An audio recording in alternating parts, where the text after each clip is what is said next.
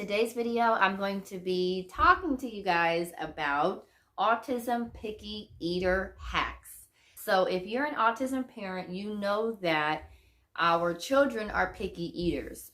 Children in general can be picky eaters, but autistic children really can be picky eaters.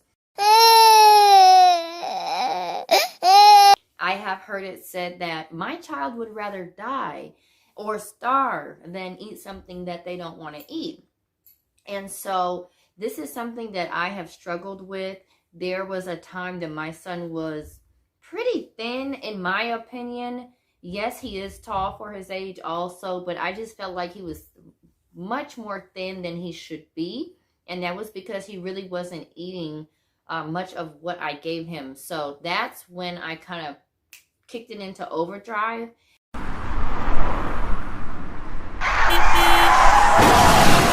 And started manipulating our environment to make sure that he eats and eats well and finishes his food most of the time.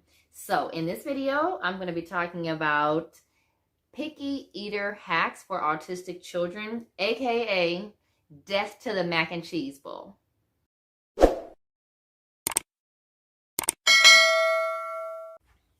Okay, so the first thing that I did that really worked in terms of changing the way that we ate and that Jay ate was I had to put one thing only on the plate, right? So I talked about how I kind of got to the point where I was fed up with his eating. Just to take you back a little bit, I was the mom that would actually get up and cook a second meal for him. And I think that he knew that, and I think that that made it even worse. So if you're running back to the pantry or running back to the stove to try to prepare something else for your child, stop doing that, okay? If you cook, the way that you kind of grab hold of the situation, the first thing you want to do, put just one thing on the plate and focus on them eating just that one thing, okay? Now, pause for a moment. If you didn't see my last video about autism hacks, you need to watch that first, because in it I talk about how you need to drum up your child's appetite before you feed them.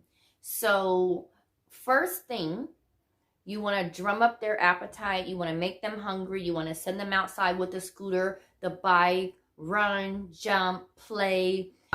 In that video, I took him to an empty parking lot so we can ride the scooters, whatever you need to do. Swimming is actually really good too, to tire your child out. But the point being that they are not really as hungry if they haven't exercised and had that appetite to eat. Okay, so first, drum up an appetite. This one is so easy to do, and it is minimize distractions. Okay, so as I go through the video, I'm going to give you guys high-level overview, minimize distractions, and then I'm going to give you what I do to minimize distractions, because a one-size-fits-all approach does not work for autistic children because there's a spectrum. And my child may not respond to the exact same thing in the exact same way your child does. But if you understand why I'm doing what I'm doing, then you can take that and apply the same logic to your situation or to your child. Minimize distractions for us means the television is off, no iPad, no phone, nothing going on in the room other than eating. Everyone that's in the room needs to be eating. His sister can't be jumping up and down, playing with her dolls and playing with her, what balls or whatever. She also has to be eating, or she needs to be in another room. So the room needs to be kind of quiet. No TV, no loud noises, no distractions. Everyone is eating. Third, when you sit them down to feed them, one thing on the plate. After they have eaten that one thing on the plate, then you give them the second portion of the meal. So if it's a 3-course meal, chicken, beans, and rice, they love rice, save the rice for the last thing because they're going to eat that. If they love chicken, save that for the second thing. If you know they're like iffy about beans, they kind of eat them sometimes, but they kind of don't, start out with the beans. Okay, put the beans on the plate, walk away.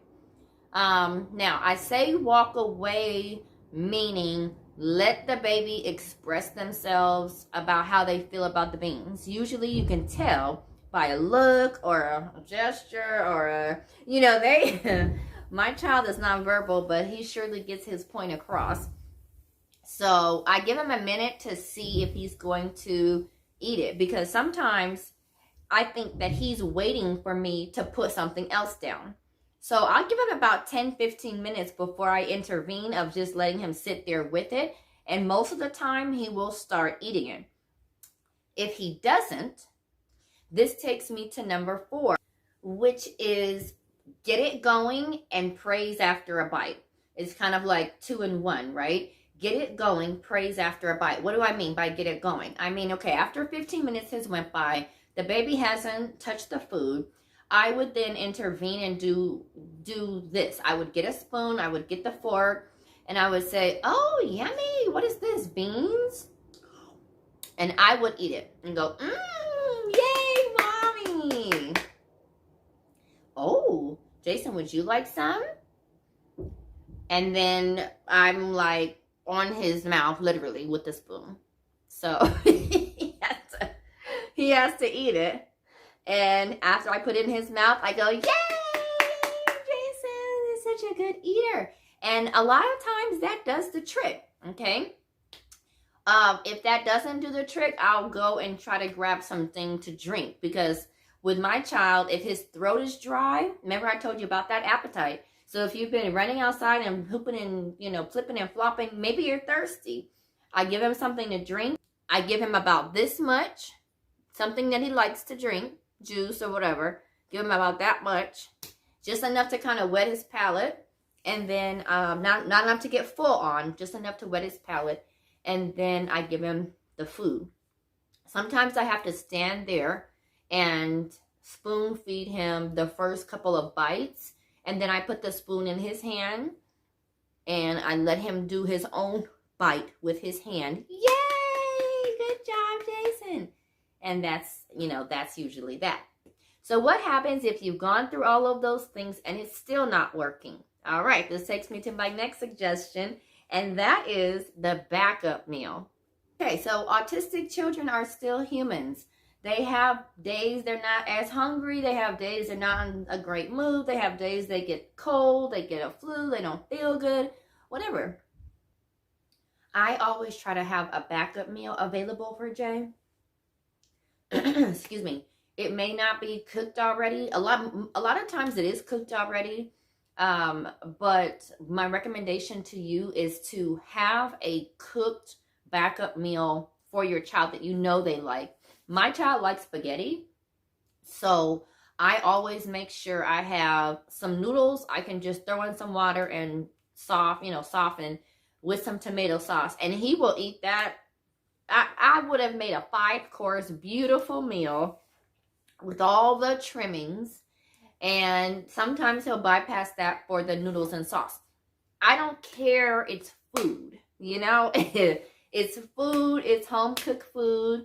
And it gets to a point where you're just like, whew, he's not gonna wake up in the middle of the night because he's full, right? So if you're having problems with your child sleeping, before you try melatonin and some of those other things, try this, okay? Try these things before you try that, because it's very possible that with the right amount of exercise and with the right diet and making sure that your child is full before they go to sleep, they might sleep through the night. Okay, so the reason I named this video Death to the Mac and Cheese Bowl is because I find that a lot of people have these like ready-made open box meals, and that is no good for anyone really, but it's really no good for autistic children because they already have a hard time with digestion. Okay, digestion is a real problem for autistic people. It's a problem for me. I've had digestion issues my entire life, and I have myself and my son on a probiotic. The probiotic helped a lot with his fussiness and his temperament and his behavior. I think that there were times where his stomach was upset and I didn't know it and he couldn't tell me. So obviously anybody would be outraged in that situation. Stay away from dairy. Things like milk, cheese. It's not that they don't like the way it tastes. It's that it's not good for their digestive system. And it's only going to make everyone's life more difficult when they go to pass that dairy. Stay away from sugar, stuff with a lot of stay away from sugar, things with a lot of sugar in it, candies and things like that. I do buy juice, but I always buy sugar-free.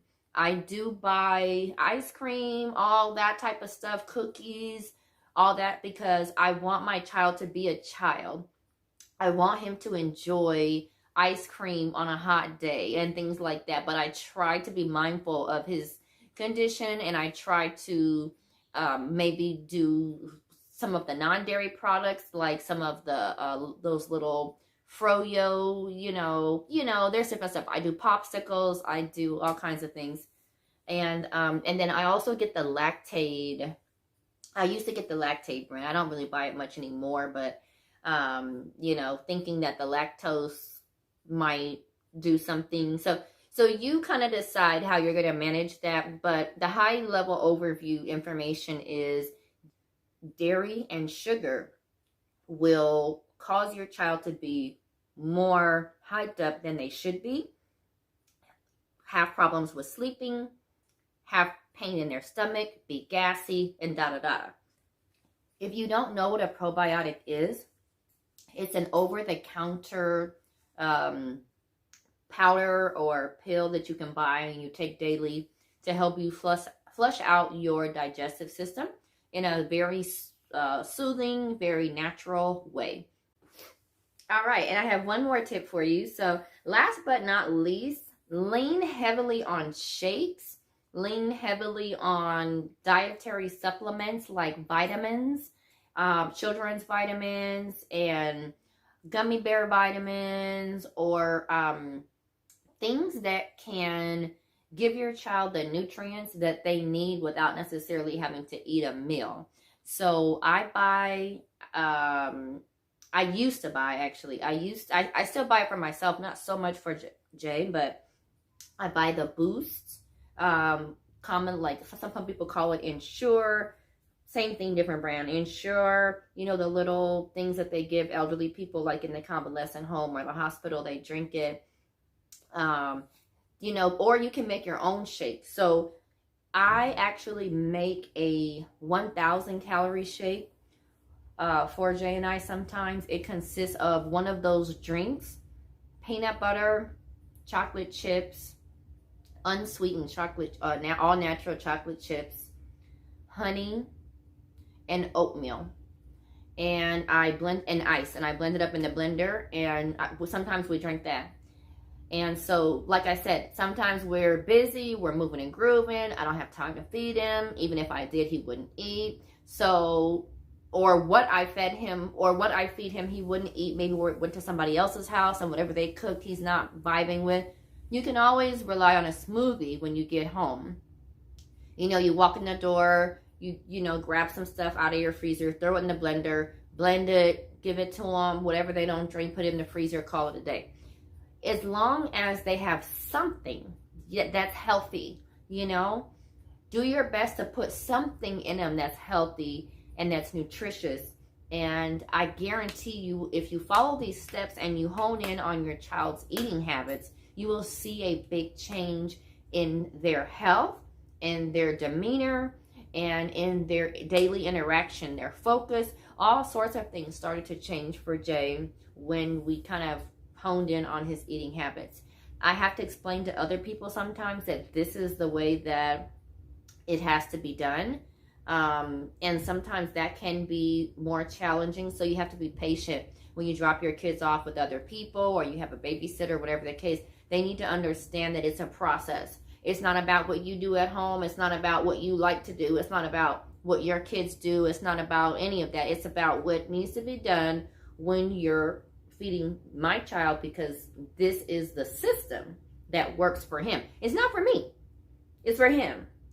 He's happier this way. He's healthier this way. So if you liked this video, please subscribe.